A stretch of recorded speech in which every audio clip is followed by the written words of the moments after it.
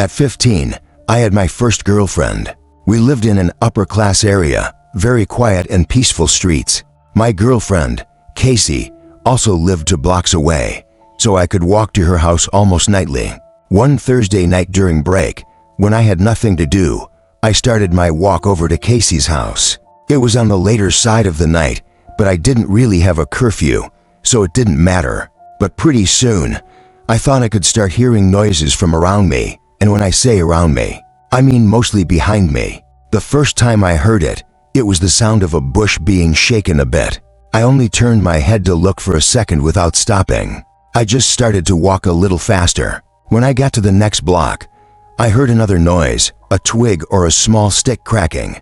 I stopped this time and turned around. All I saw was the empty street and the bushes that lined up along each property to separate the sidewalks from people's properties.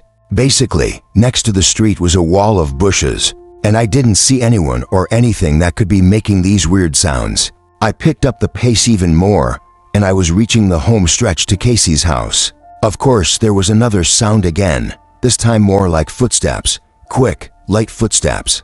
I turned again without stopping. No one, nothing. I could see Casey's house now. I called, and she picked up right away.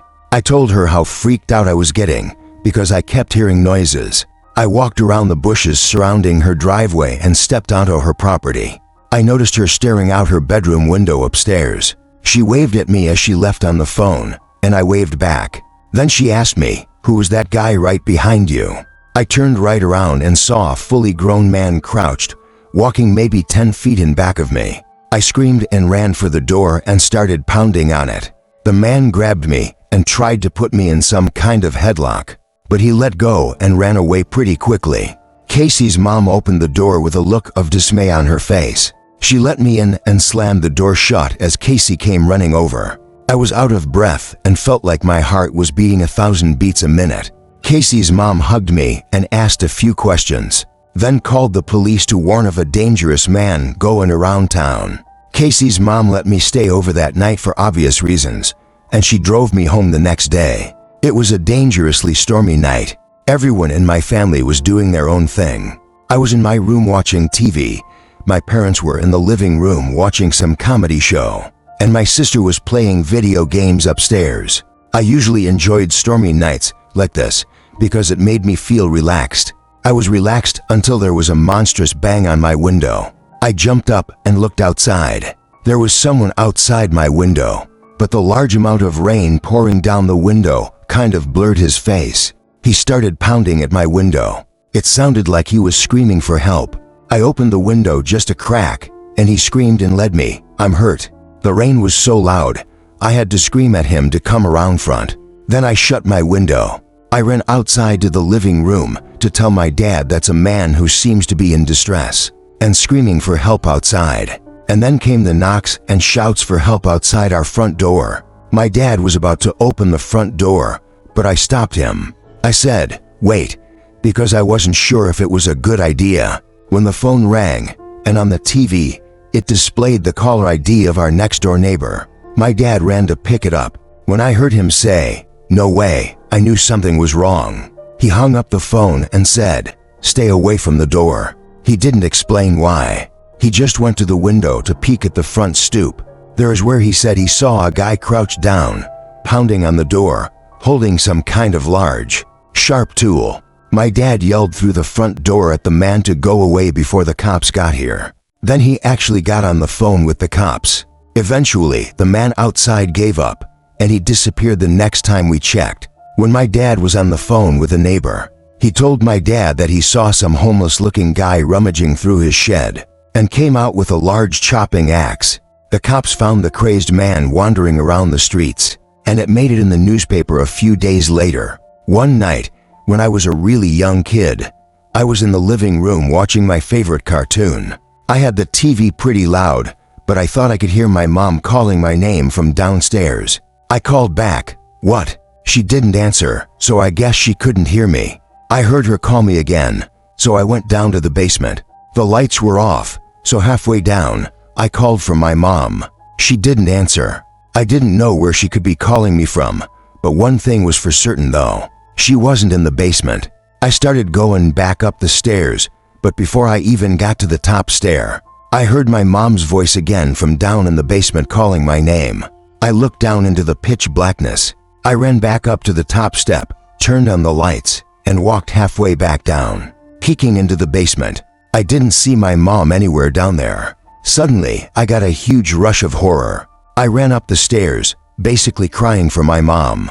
She came rushing down the stairs from upstairs, and I cried to her that something was calling me from downstairs that sounded just like her. She swore to me that she hadn't been calling me. She went down to the basement to check and make me feel better, but I didn't feel better. I'm sure she didn't believe me. Why would she? I was a little kid, but I still know that I heard what I heard. My grandpa recently told me a story. It was about a night he took his dog for a walk. He used to have a small Boston Terrier named Sherry, who he named after an old friend of his who passed away. My grandpa lives like 2 hours from us on a farm, and there's not much that goes on there. He lives with his wife, Mary Ann, who he married like 15 years back. Every day, Marian would take Sherry for a walk in the morning, and my grandpa would take her for a walk in the evening. On a regular walk during sunset, my grandpa was walking Sherry down the usual dirt path that ran along the woods. Next to their property, my grandpa passed by another person on the trail who Sherry instinctively barked and pulled towards, like most dogs do when they see strangers. My grandpa said hello to the stranger, who had a large hood up, but the stranger just walked past without even batting an eye. So he and the dog kept walking. Sherry kept looking back every so often and barking. However, my grandpa would shush and yank at the leash to keep him walking. Eventually, my grandpa would turn around to look at what Sherry could be barking at. The stranger who passed him by a few minutes earlier was stalking him from behind a tree. In the near distance, my grandpa decided to pick up the pace as fast as possible at his old age. He always carries pepper spray in his big coat pocket just in case. He was getting closer to the house when suddenly he heard clicks from the leaves on the ground inches behind him. But before he could turn, he felt the warmth of a glove cover his mouth and nose, preventing him from screaming or breathing. My grandpa says he could hear Sherry barking and biting at the stranger, which might have helped in loosening the man's grip a little. My grandpa says he struggled to grab the pepper spray out from his pocket, but when he did, he sprayed it at least 10 times and continued spraying it even after the man, who was holding him, let go and started to scream. My grandpa came as close as he could to a run to escape back to his house. He was perfectly okay. I grew up in California for the first 14 years of my life. Our neighborhood wasn't the best, namely because it was an area that the Crips were known to reside in. If you don't know, the Crips are members of one of the biggest Los Angeles street gangs. My best friend, who I always called Stevie D, lived 2 doors down. We had other friends, of course, but we would often hang out just with him and I. We'd usually ride our bikes together around town or play video games, just basic kid stuff. When we were 12, we were biking around the neighborhood one night and decided to visit a well-known abandoned house. It had been uninhabited for many years because no one would buy it for whatever reason. When we pulled up on our bikes to the front of the house, Stevie pointed to the window and said, "Look." I pushed my bike a little closer to the window and focused my vision on it. I could see someone peeking out the window. I couldn't tell if they were looking at us or not, but it was definitely a person's face sitting between the curtains. It was extremely strange considering the place had been uninhabited for years. We stared for longer than we should have, perhaps, and noticed something else that was strange.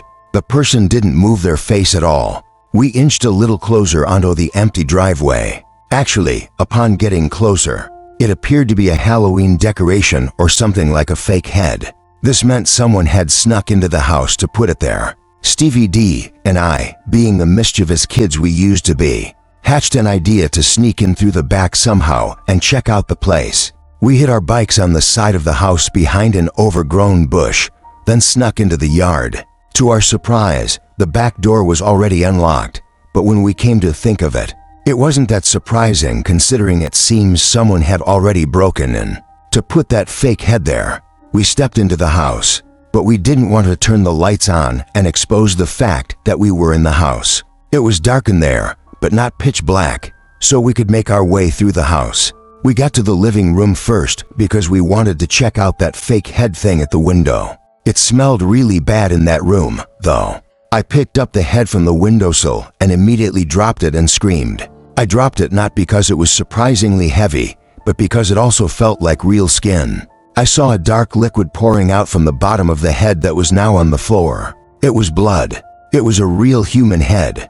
There were 2 cracks in the ceiling above us. Stevie and I looked at each other with our mouths hanging open. We ran for the back door and got back on our bikes to get the hell out of there. Anyone in our immediate area learned pretty soon that the head belonged to a victim of the Crips, who apparently placed the head there as some kind of message.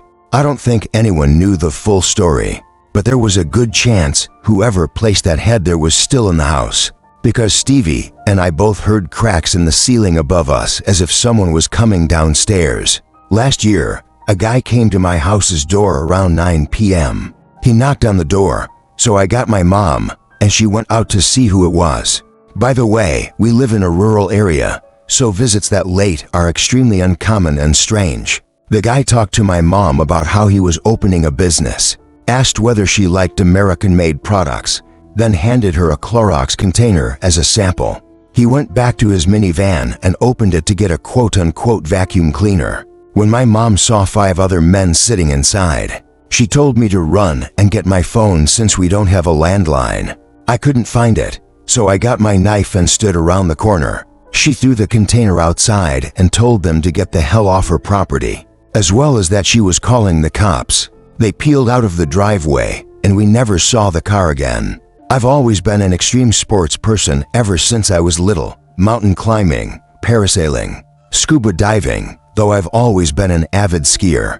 I'd go upstate skiing at least 10 times a season, sometimes with friends, sometimes alone. My friend, who I'll call Q, agreed to come upstate and go camping with me so we could do some backcountry skiing, which is basically skiing in the backcountry on unmarked or unpatrolled areas, outside of a ski resort's boundaries. It was a 3-hour drive, then a decent amount of off-roading to get to where the hills were.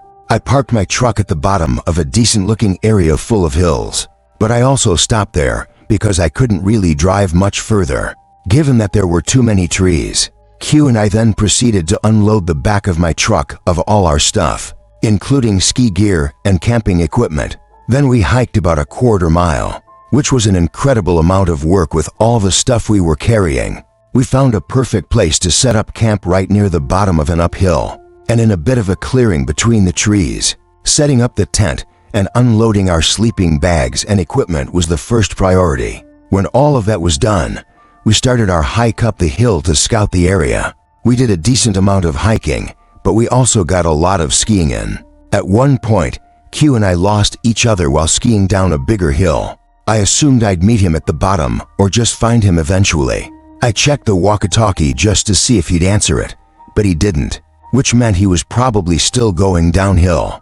At some point, while I was walking with my skis at the bottom of the hill, I ran into someone, another skier. He sounded very friendly under a ski mask, asking where the best hills were and if we were camping and such. He had his skis strapped to his orange backpack. I pointed to the hill I just skied down and also pointed in the direction we set up camp. He said he and his wife were trying to find a good place to set up camp near other people, and asked if I could lead him to my campsite. As much as I really didn't want to trek all the way back there, I felt I had to be a good Samaritan and help this man and his wife. I pulled out my walkie again and said into the speaker to Q that I was going back to the campsite.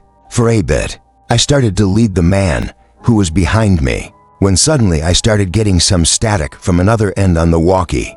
It seems someone, probably Q, was trying to talk to me, but there was nothing I could do about that except come back to this hill afterwards. It took a decent amount of hiking and small talk with the man before we reached the campsite.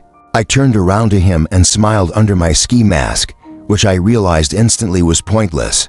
He sounded very thankful for him and his wife, and I finally asked him, "Where's your wife?" He didn't answer. He started to walk closer to me. At first, I thought nothing of it, but for some reason, something about his skis and backpack just struck me. They belonged to Q. For a split second I thought, is this Q? Is he pranking me? But it wasn't possible, The voice was too different from Q. The man was a few mere feet away from me at this point, and he was picking up the pace to a more intimidating approach. I panicked and jumped into the tent to dig for my flare gun in my bag. The man grabbed my leg, which was sticking out from the tent, and then I felt a sharp, intense tingle in my leg like a severe electric shock, followed by a burning heat feeling. I screamed in pain as I just managed to pull out the flare gun, pushed aside the door to the tent, and aimed at the man. He immediately backed up with his hands in the air, and that's when I noticed the knife dug deep into my leg.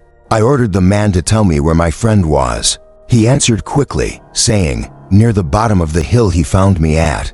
I told the man to stand still while I called 911 to request an immediate rescue, but the man took off quite easily while I was on the phone. There wasn't much I could do with one single flare gunshot. I felt like I was waiting there in the cold with my bleeding leg forever, until finally the reassuring sound of a rescue helicopter swooped overhead, and I shot my flare gun. I cannot believe I was actually picked up by a helicopter, which helped locate my friend lying in the snow in the middle of the hill. He was unconscious, and he had also been stabbed twice in the leg, then robbed. He tried talking to me through the walkie-talkie while he was losing consciousness, but the connection was bad. We both went to the hospital but were fine. Today, I lived in a small college town. My apartment complex was walking distance from the bar, downtown area. One weekday night, I stepped out on our front porch to smoke a cigarette or two. I was up late studying. I brought my textbook with me and laid down on the stairs while I smoked. A girl who I had never met before, but who lived one apartment over on the ground floor, came home from downtown. She was by herself, and you could tell from her walk she had been drinking. She got in her apartment and barely got the door closed before some guy, who came out of nowhere, knocked on her door. She opened, and I noticed he introduced himself, which was weird because it was like 2:30 in the morning. Who comes to a random girl's apartment at that time? So I decided to stay outside and pay attention. They ended up talking for over 10 minutes. She later acknowledged how weird the situation was, but did not know how to end the conversation. He would do the creepiest things, like he reached up and stroked her hair at least 3 times, and he would try to slowly inch his way closer to her in the door. I made a point of being loud with my textbook so he would know I was there, and he disappeared as eerily as he came. We called the cops, and days later, they had the girl and I sit with a sketch artist. As soon as the sketch was made public, floods of calls came in. The guy turned out to be a serial rapist who followed lone girls home from bars and pretended to be a cab offering them a ride. This girl just got lucky because she lived so close to the bars. He didn't get a chance to pull the cab routine. I've only used Craigslist once in my life, and the one time I used it, I got a very sour taste in my mouth. Here's why. The guy posted an ad for a ping pong table that I wanted to buy for my roommate and I. We set up a time for me to come pick it up that night. I had to remove the back seats from my truck so that I'd be able to fit the thing. I pulled up in front of the dude's house and texted him, saying, "I'm here." I saw the door open, so I got out of my truck and did a quick speed walk to his front door to greet him. I went for the handshake, but I don't think he saw my arm, so after a few awkward seconds, I put my hand back down. He said in his deep smoker's voice to follow him to the basement. The whole house had a certain distinct smell to it, not exactly a bad or concerning smell, just a cottony, smoky kind of smell. He got to the basement, and there was the ping pong table right smack in the middle of the room. Suddenly, he said, "Oh, shoot, I got to find the paddles." So he ran back up the stairs and told me to wait right there. I waited for a while down there, assuming he misplaced the paddles and was having a hard time finding them. I started to snoop around his basement a little bit, looking at his pictures and such. It was weird. He had framed pictures sitting on furniture, but they were all pictures of just him. No family members. There was one where he was at least with a dog, but that was pretty much it. I'd say 10 minutes went by, and I was still stuck waiting down there. So I started to get even more snoopy. There was a back laundry, storage room in his basement that I started to observe. For some reason, there was a drawer to his utility desk that was hanging half open. I pulled it fully open and revealed old Polaroid pictures, but these pictures were horrific and disturbing. They were all pictures taken of some girl who was tied to a chair and her mouth covered with tape. There were also yellow folders stacked in a row next to the photos. They were labeled A to Z. I didn't have it in me to open the folders and see what was inside. I took out my phone to take pictures of the contents of the drawer and planned to send it to my friends immediately, but I didn't have any service down there. It was definitely time to go. I ran back to the door at the top of the stairs, but my nightmare only became worse, finding out the door was locked. As soon as I tried the doorknob, though, I heard the deep, raspy voice of the man on the other side of the door. He was apologizing, saying the door was accidentally locked, and he would go look for the key real quick. I didn't say a word in response. I examined the keyhole closely, ran back down the stairs to the man's utility desk, grabbed 3 screwdrivers of varying sizes, and tried each one in the keyhole for the door. The smallest screwdriver managed to fit in the rectangular-shaped keyhole, allowing me to turn it just enough to unlock and open the door. I didn't stop and look around. I simply ran out the door into my car. I didn't look back at the house. I simply drove to the nearest police station, showed them the pictures, gave them the address, told them where to find the photos, and that was enough for them to start their investigation. A few days later, I got all the information. The man was part of a child pornography trade on the deep web, which was how he made his living. Apparently, why he decided to lock me in his basement, that's beyond me. I have not the slightest idea of what he intended on doing with me, but obviously, it was not anything. I used to babysit in my teenage years. When I was 14, I babysat for a 6-year-old boy named Cody. Once his parents left me with few instructions other than to order a pizza for dinner and not let him go in their room. They also left me with an interesting comment that Cody tends to act differently than other kids, and that he'll talk to himself or his imaginary friend, especially when he plays with his toys. So, it was midday, pouring outside. I was watching some old Wipeout show that used to be on TV in the early 2000s. Cody was on the floor, playing with his toys that were scattered across the living room.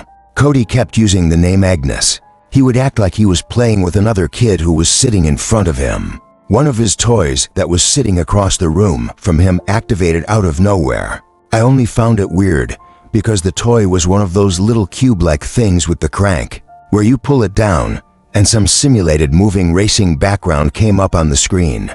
It was the kind of toy that would take effort to activate, and there it was, activated all by itself. I asked Cody how that was possible. He looked at me and said, "Agnes is playing with it." I have to admit, it was a little disturbing hearing him say that. I picked up the toy and turned it off. That night, in the final hour waiting for his parents to come back, I was in the bathroom washing up when there was a knock at the door. "Cody," I said. I opened the door. Cody wasn't there.